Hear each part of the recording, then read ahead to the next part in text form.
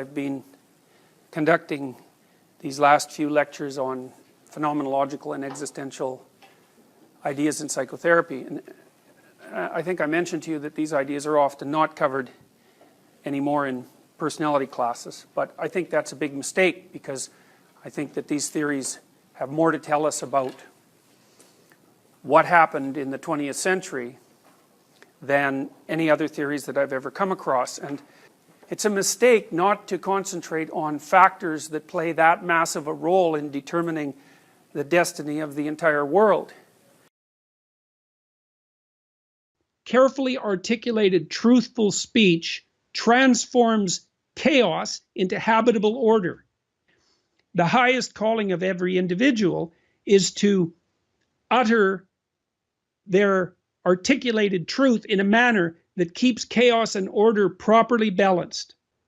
And meaning is the biological instinct that tells you that you're properly situated on the line between explored and unexplored territory. And that's a good place to be, because you have one foot in order, and so you're stable. And you have one foot in chaos, so you're exploring. And so you get the benefits of being orderly and stable with the benefits of continually updating your knowledge and your order. And you do that through clearly articulated speech. See, Nietzsche believed that if God died, because God died, people were going to have to take on the responsibility that was once God's, so to speak, as a personal problem. So, in Thus Spake Zarathustra, Nietzsche said, God is dead and we have killed him, and we'll never find enough water to wash away the blood. But he also said, in order for people to withstand that catastrophe, they would have to become gods themselves, essentially.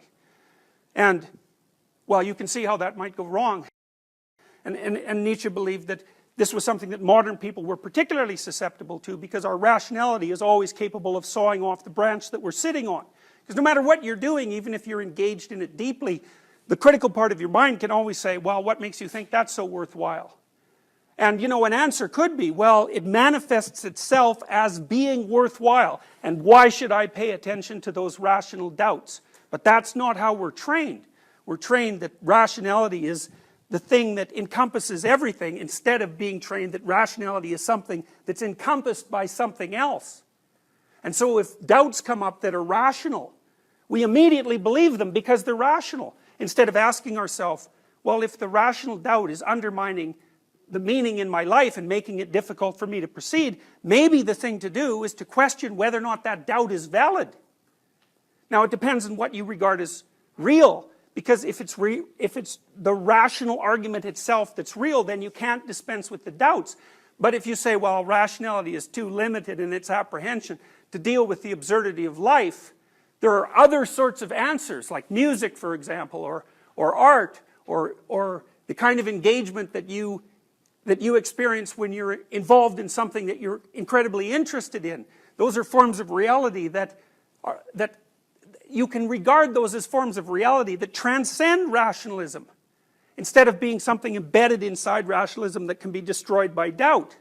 And the problem with doubt is that it can undermine you completely. That's nihilism, but even worse than that, it can lay you open to ideological possession. And that's satanic in its catastrophe. Dostoevsky criticized this before it even happened. He said, look, human beings do not want utopia. We're too insane for that.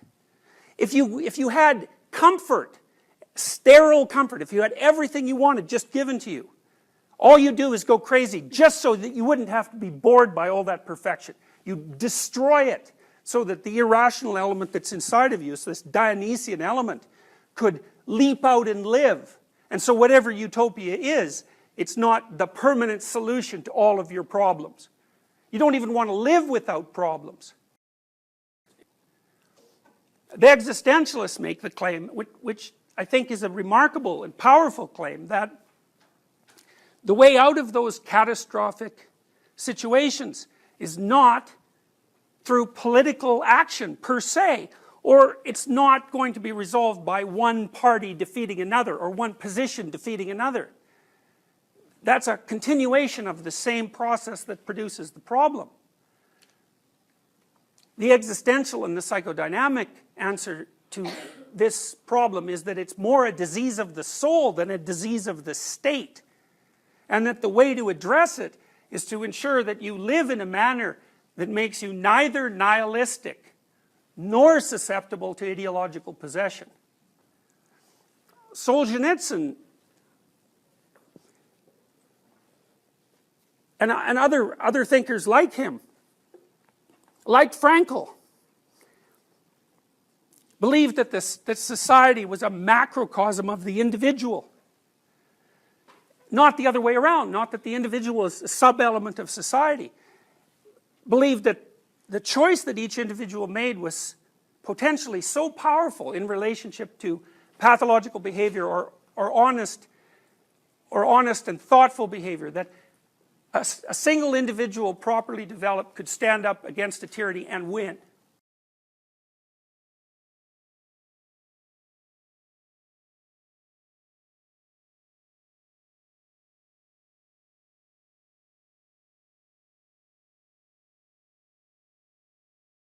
Don't underestimate the power of your own speech. Yes. Like, you have to get your act together and speak truthfully. That doesn't mean you have to assume that what you're saying is correct. Those are not the same thing. What you're saying is not correct in any ultimate sense, except insofar as you're imbued by the spirit of truth when you're speaking it.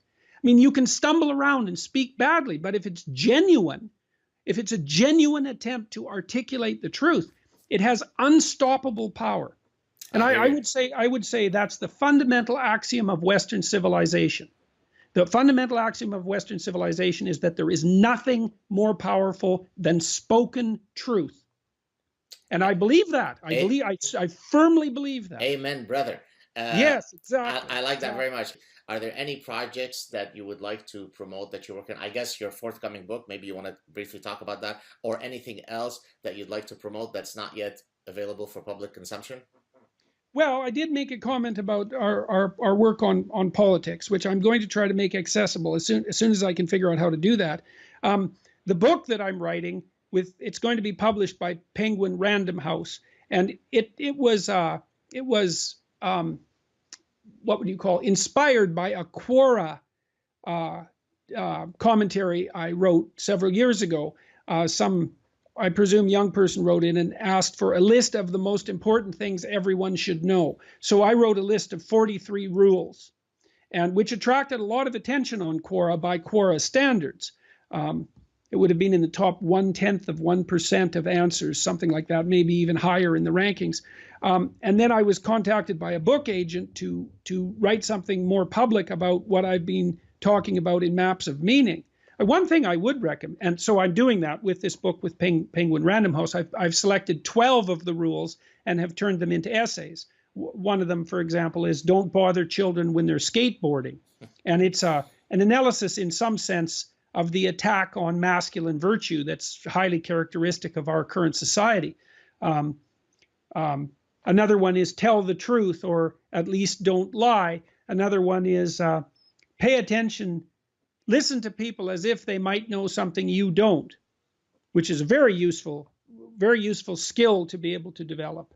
But I also would recommend people who are watching this, like my book, Maps of Meaning, it's a very difficult book.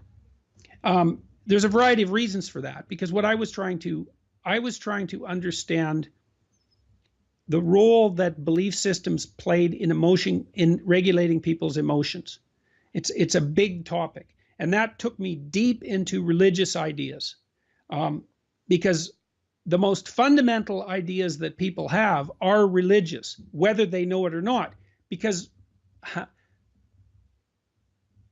an idea is religious because it's fundamental. And I didn't really understand that till I got deep into a psychological analysis of belief. But I would very much recommend Maps of Meaning, or at least the lectures that are associated with it, for people who are really interested in sorting this out, because it's an analysis of the deepest structures of our society. And it's in that analysis that I came to realize, well, let me give you an example. Here's one example.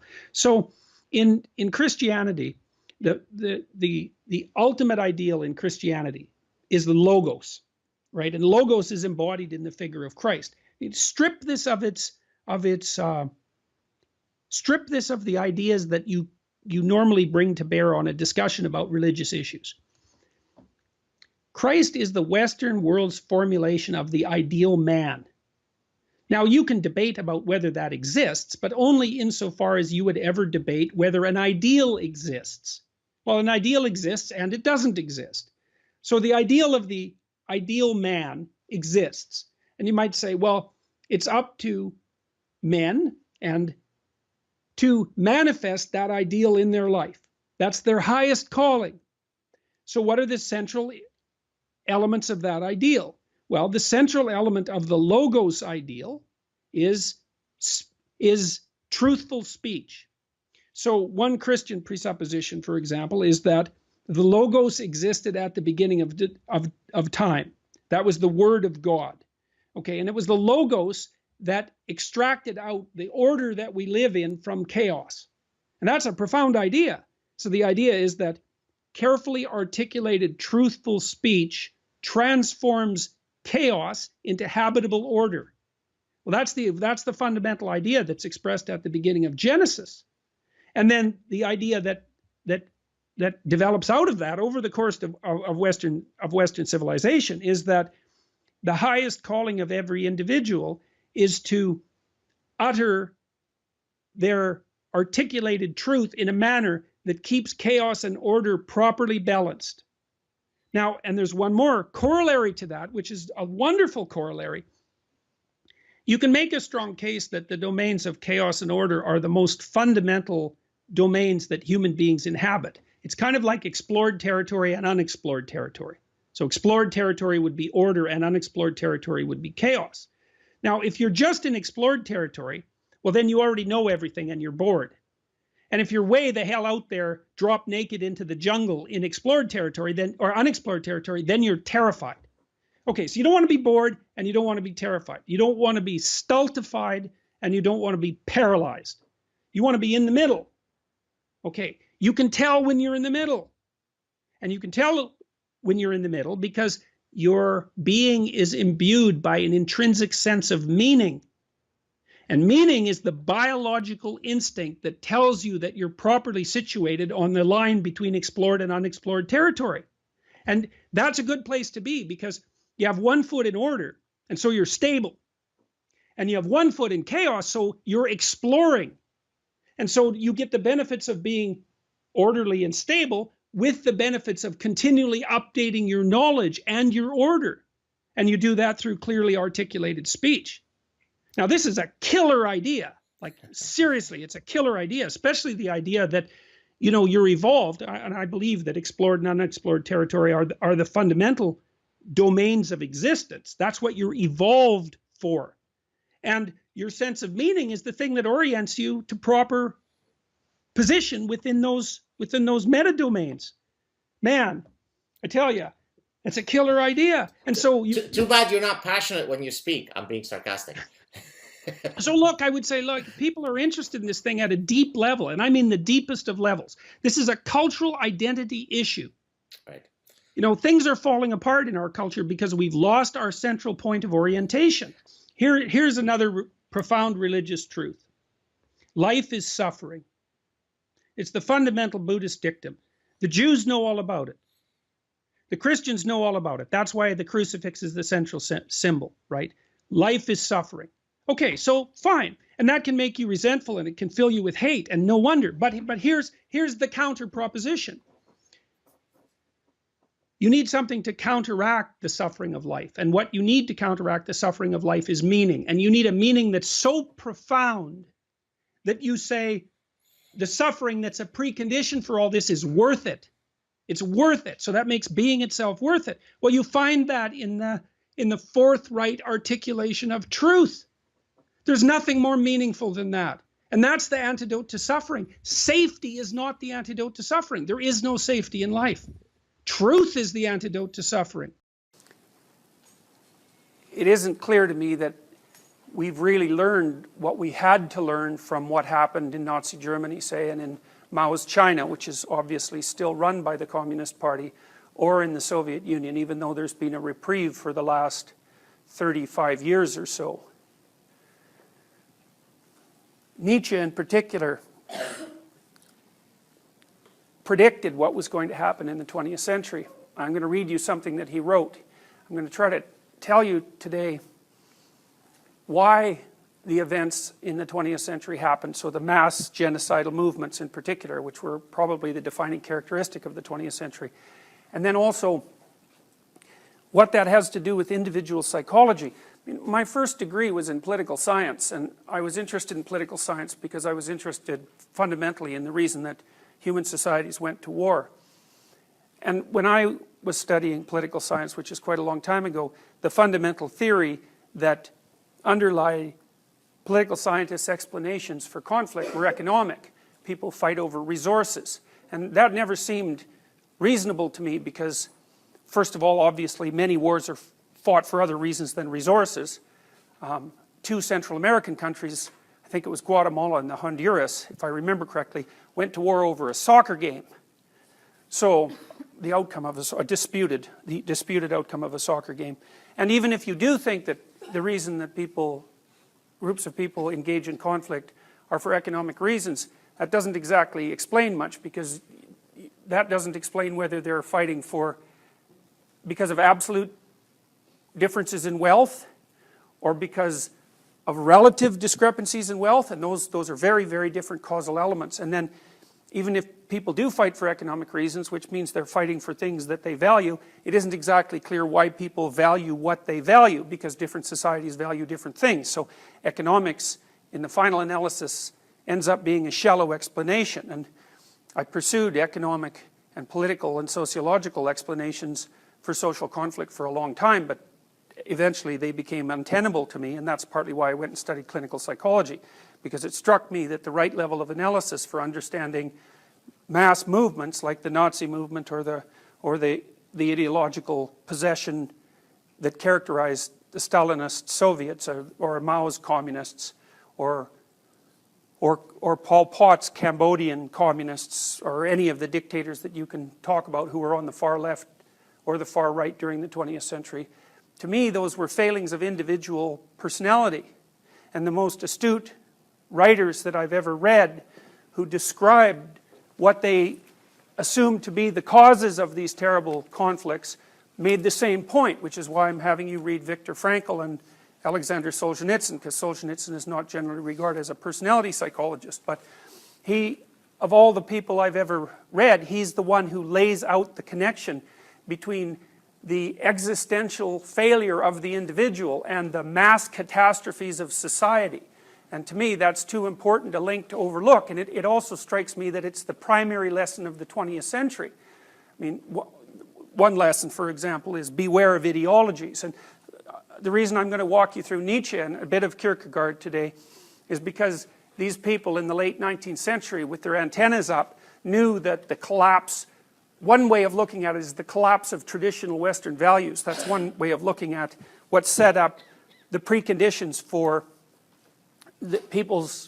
humanity's susceptibility to ideologies in the 20th century. The other way of looking at it, in some sense, is that as the world came together in the 19th century and ideas were passed around from culture to culture more rapidly than they had ever been passed around, every culture suffered deculturation in some sense. Because if I believe something and you believe something, and there's a long history behind both of our beliefs, when we come into contact, we'll either fight and I'll try to destroy you, or if I don't, if I take you seriously and you take me seriously, then that's going to leave us both wondering exactly what's rock solid underneath us. That's what Nietzsche comments on in this particular quote. Of what is great, one either must be silent or speak with greatness. With greatness, that means cynically and with innocence. What I relate is the history of the next 2 centuries.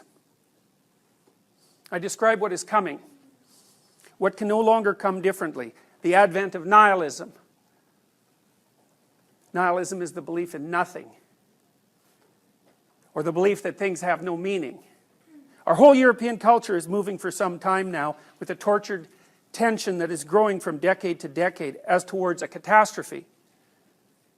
Restlessly, violently, and headlong, like a river that wants to reach the end, that no longer reflects, that is afraid to reflect.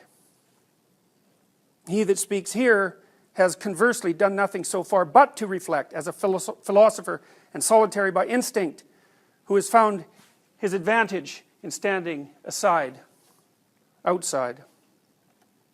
Why has the advent of nihilism become necessary? Because the values we have had hitherto thus draw their final consequence. Because nihilism represents the ultimate logical conclusion of our great values and ideals.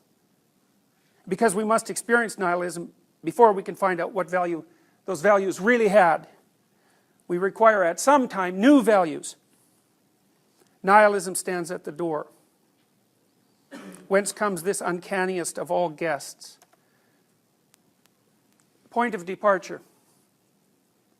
It's an error to consider social distress or physiological degeneration or corruption of all things as the cause of nihilism. Ours is the most honest and compassionate age. So Nietzsche dispenses right away with sociological explanations for people's lack of belief in meaning in life. You know, and a lot of what you're taught in universities is sociological in its causal thinking. And the causal path is often it's the social conditions that people find themselves in that determine their response to the world. But Nietzsche stands violently against that perspective, and this is 150 years ago, even before in some sense it was thoroughly well developed. And the reason he stands against it is because he points out that wherever you're positioned in society, your position can be made subject to any number of individual interpretations. Its meaning, like the meaning of being poor, say, or the meaning of being comparatively poor, isn't a meaning that's etched in stone. And so it has to be interpreted psychologically before it can become a causal factor. And if it can be interpreted psychologically, then it's not a fact like the existence of a mountain is a fact. It's still an interpretation. He says distress itself, whether psychic, psychological, physical, or intellectual, also need not produce nihilism. So he also rejects suffering itself as a cause of nihilism. Need not at all produce nihilism. That is the radical rejection of value, meaning, and desirability. Such distress always permits a variety of interpretations. Rather, it is in one particular interpretation, the Christian moral one, that nihilism is rooted. The end of Christianity, at the hands of its own morality, which cannot be replaced, which turns against the Christian God. The sense of truthfulness, highly developed by Christianity, is nauseated by the falseness and mendaciousness of all Christian interpretations of the world and of history. It's a rebound from God is the truth to the fanatical faith all is false, an act of Buddhism. So it's a strange interpretation because Nietzsche, although he was violently anti-Christian in his self-presentation to the public, was more like a, in my opinion, was more like a beneficial critic of the Western Christian tradition.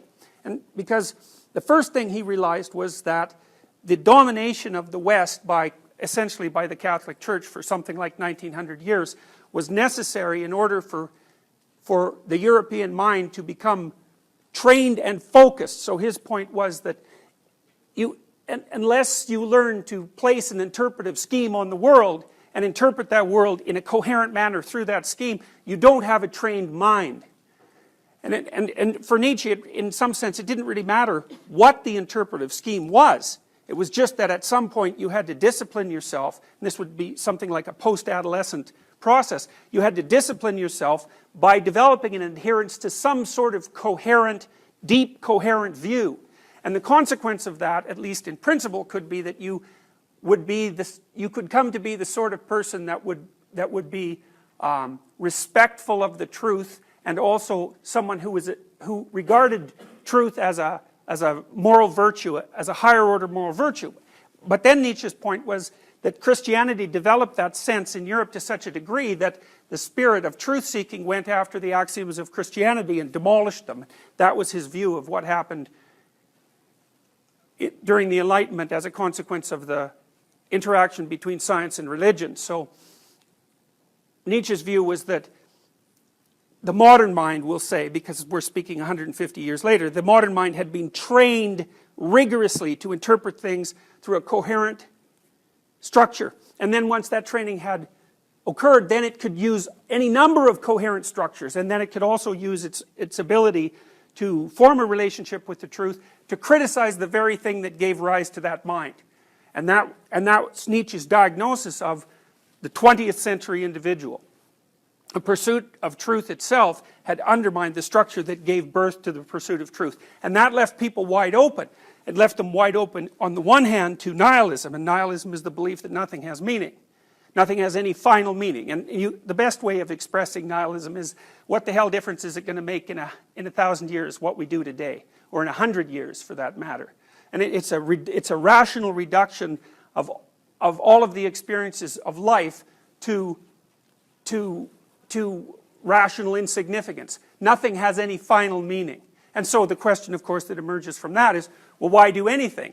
And a deeper question that emerges from that is, well, why bear suffering?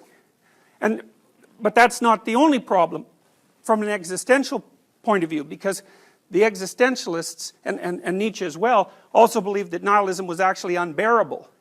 Because people suffer, they have to have a framework of meaning in which to place the suffering, because otherwise it undermines their ability to live, and people can't move forward in that condition. And so another one of Nietzsche's prognostications was that nihilism would produce its counterpart, which was totalitarianism, and people would leap from their immersion, say, in evolutionarily emergent systems of faith, and jump headlong into rational utopian constructions of reality, because people can't do without an interpretive framework. So it wasn't as if the consequence of moving beyond religion was going to be a step into enlightenment, which is what materialist rationalists always presume. They presume if you could just shed the superstitious claptrap that's associated with your religious heritage, you'd instantly be enlightened.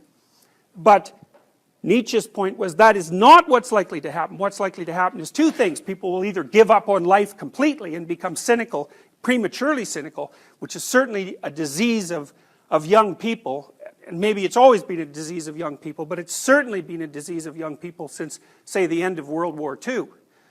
So they become nihilistic and not believe that anything has any meaning, and that undermines their ability to strive, or they'd fall prey to some sort of rigid ideology. And Nietzsche also understood that if people fell prey to a rigid ideology, or several rigid ideologies, that the only plausible outcome of that would be like exceptionally intense warfare.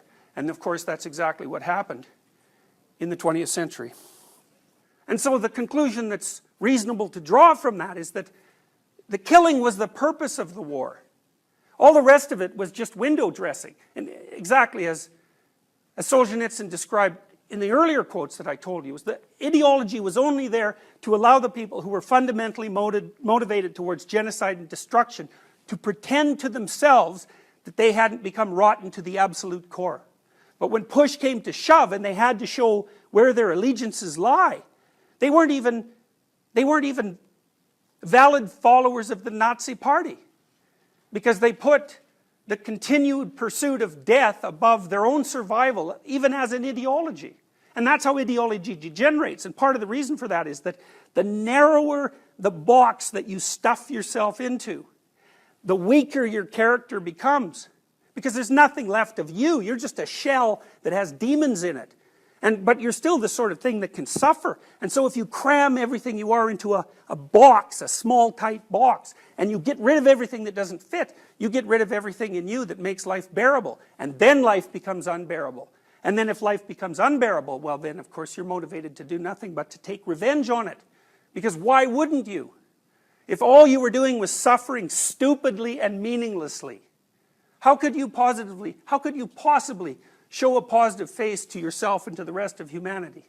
The reason the Russian system was able to maintain itself fundamentally was because individuals were willing to give up the responsibility of their own relationship to the truth, to the state, and constantly lie to themselves about everything. And that if the individuals that composed the state had refused to accept things that they knew full well to be untrue, that the state wouldn't have been able to survive. And, you know, Solzhenitsyn's case is very strong because in some sense, he was the first person who told the truth about the Gulag Archipelago, which was this chain of prison camps that the Soviets had erected on which their economy was essentially based. He was the first person who really told the truth about that. And he hit the foundations of Marxist theory so hard that, well, partly it collapsed and partly it went underground into movements like postmodernism. So his proposition, it's a Dostoevskian proposition actually, that one person who stopped lying could overturn a tyranny. It's a hard thing to believe, but there's been multiple examples of that sort of thing in the 20th century. It happened with Gandhi, it happened with Václav Havel in Czechoslovakia, it happened with Nelson Mandela, it happened with Solzhenitsyn. You know, so those are pretty powerful examples of the power of a single individual who refuses to accept the conventional lie.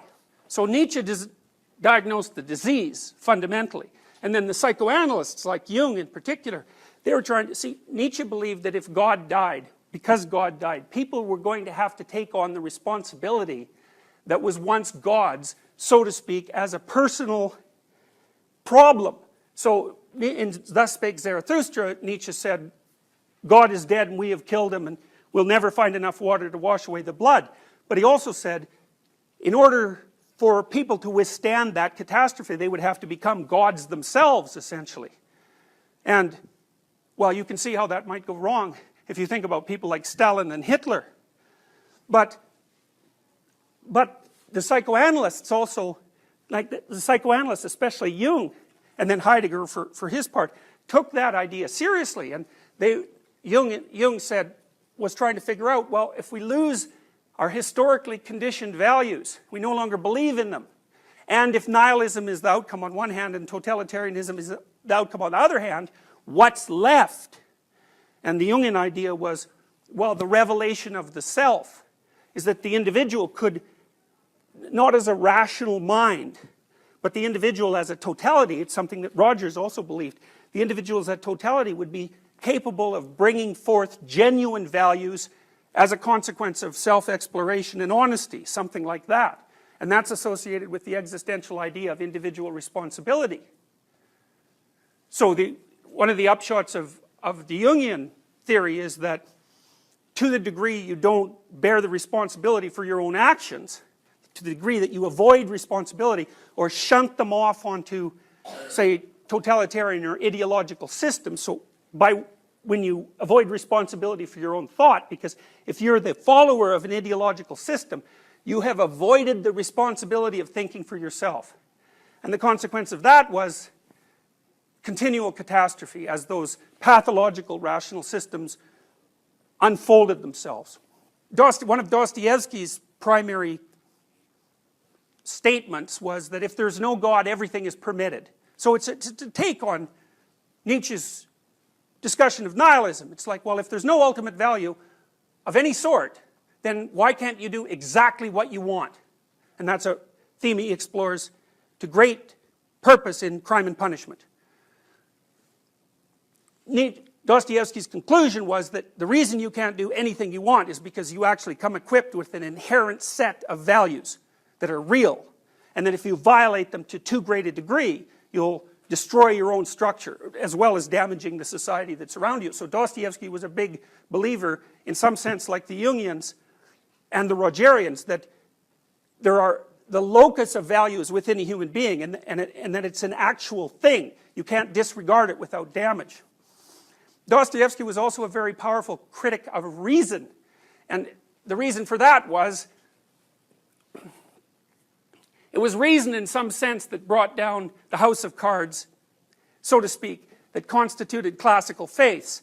But the consequence of that rational destruction of values was the emergence of nihilism or totalitarianism. And the consequence of those two things is either the inability to live or the emergence of the murderous state. So Dostoevsky looked at that and thought, okay, well, perhaps our belief that reason itself is the proper guide to reality is wrong. So Dostoevsky, the first thing Dostoevsky tried to come to grips with was the fact he didn't believe that life itself was rational, Because that's an Enlightenment proposition, that the structure of reality is in and of itself rational, so it can be dealt with by rational means.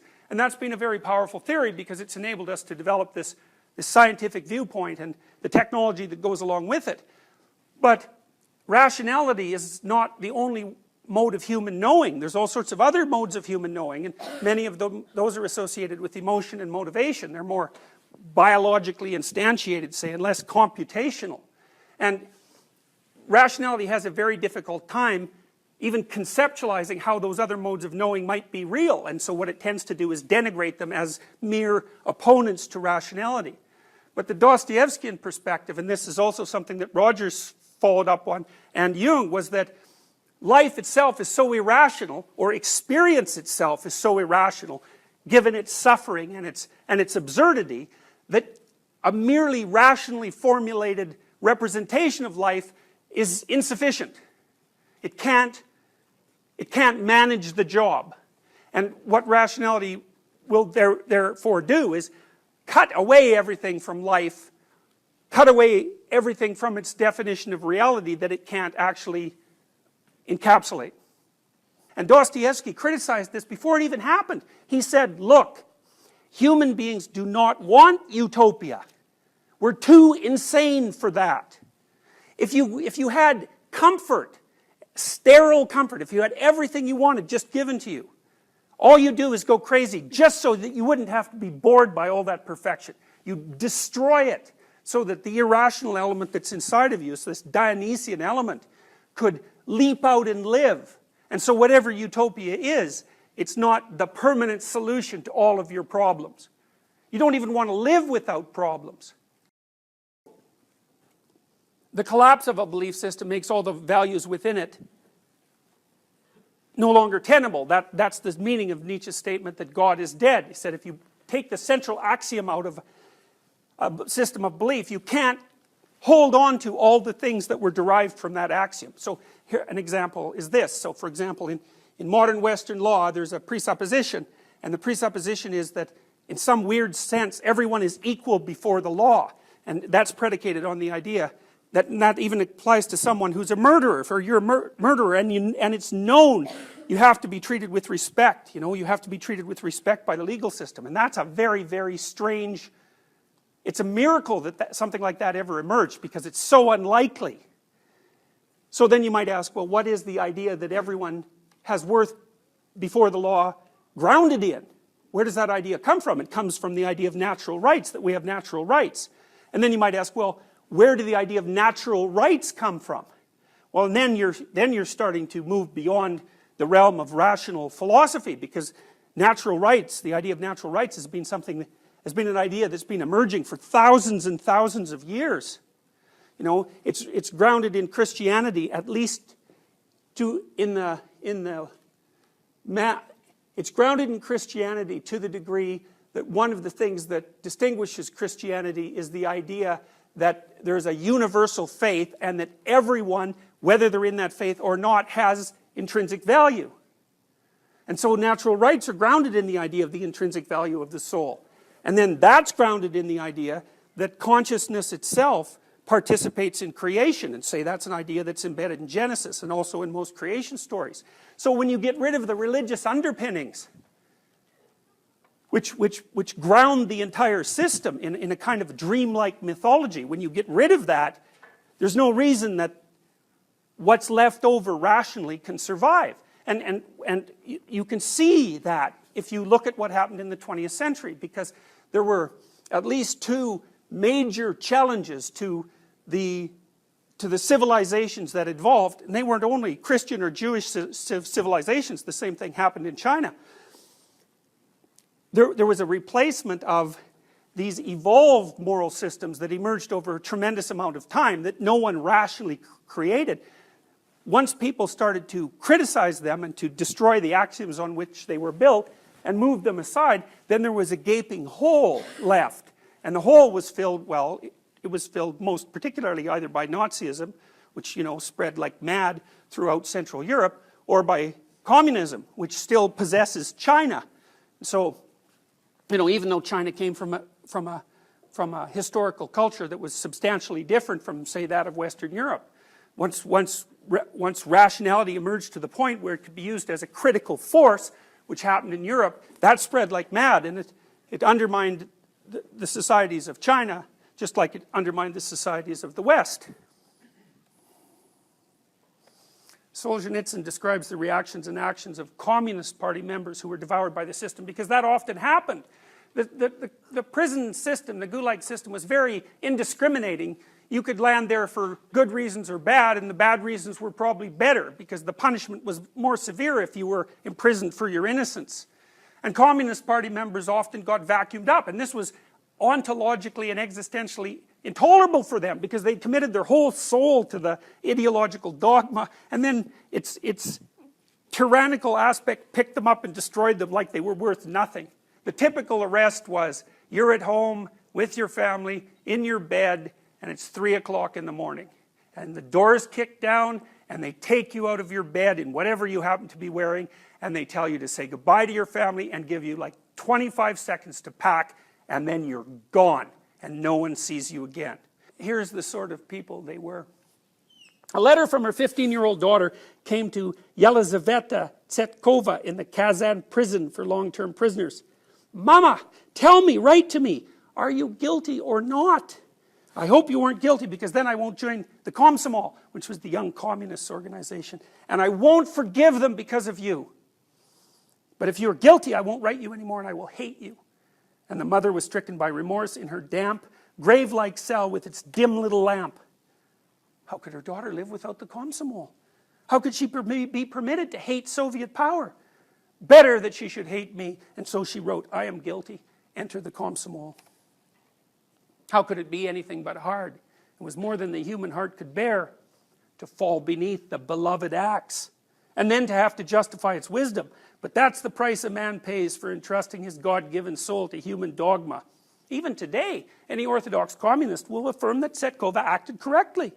Even today, they cannot be convinced that this is precisely, quote, the perversion of small forces, that the mother perverted her daughter and harmed her soul. Here's the sort of people they were. YT gave sincere testimony against her husband. Anything to aid the party. Oh, how one could pity them. If they at least had come to comprehend their former wretchedness, this whole chapter could have been written quite differently. If today at least they had forsaken their earlier views. But it happened the way Maria Danielin had dreamed it would. If I leave here someday, I am going to live as if nothing had taken place. Loyalty? In our view, it's just plain pig-headedness. Those devotees to the theories of development construed loyalty to that development to mean renunciation to any personal development whatsoever. As Nikolai Adamovich Vilenchuk said after serving 17 years, we believed in the party and we were not mistaken. Is this loyalty or pig-headedness? No, it was not for show and not out of hypocrisy. Hypocrisy that they argued in the cells in defense of all the government's actions. They needed ideological arguments in order to hold on to a sense of their own rightness. Otherwise, insanity was not far off. The existentialists of the late 19th century attempted to diagnose the pathology of the human personality at a deeper level, I believe, than anyone else had ever attempted. And their fundamental conclusion was that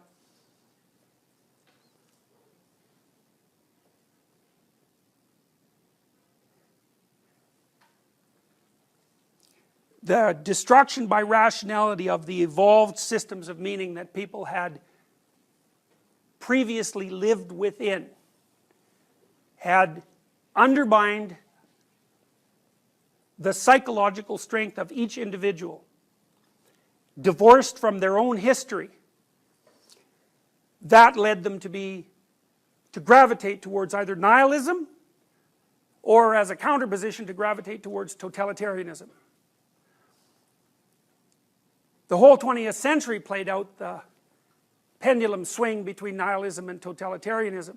And in the background, the existentialists and the psychodynamic theorists were putting forward a theory which was that if people lived up to their own possibility and held on to their own experience as if it were true and did not substitute for that ideological and consensual beliefs, that it would be possible for each person to find a wellspring of meaning that would be a sufficient replacement for what had been lost historically, without having to fall into the pitfalls of nihilism or totalitarianism. And so you might say, well, nihilism, well, that's one thing, because mostly that affects you, although if you're nihilistic, then everyone around you is going to be pulled down as well.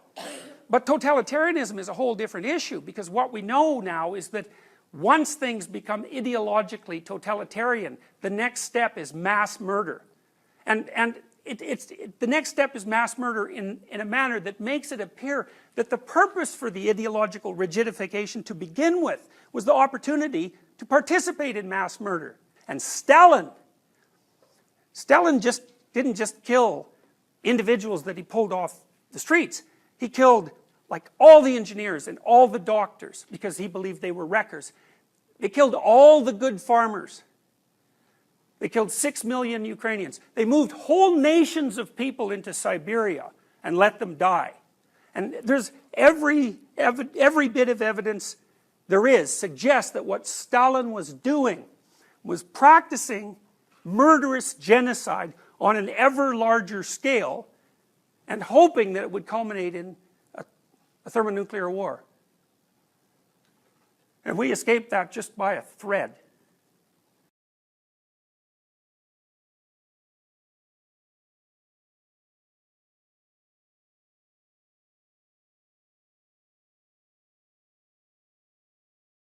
From Milton.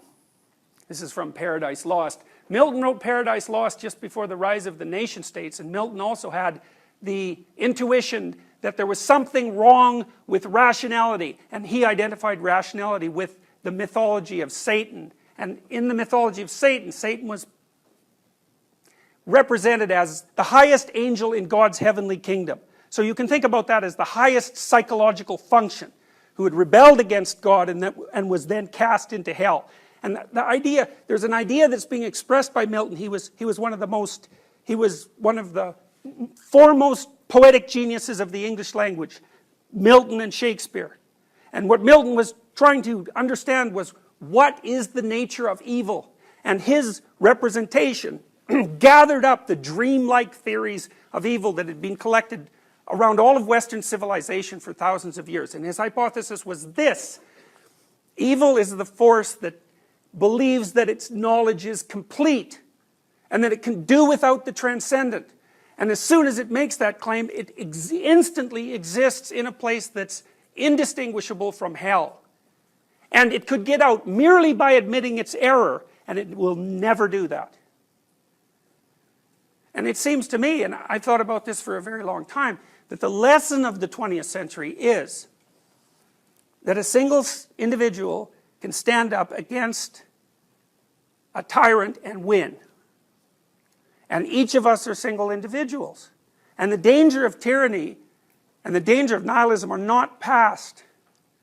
And so, as inheritors of the catastrophic legacy of the 20th century, and as inhabitants of the new millennium, part of your responsibility is to live your own life, and to live it honestly, and to pay attention to your own experience, and not take the easy way out that ideological systems offer you. They're destined to transform themselves into rigid and murderous pathologies. And you offload your responsibility for thinking and acting to them. And then you have to ask yourself, well, what are they? Well, all the evidence suggests that they're not the sort of thing that you want to have in your head.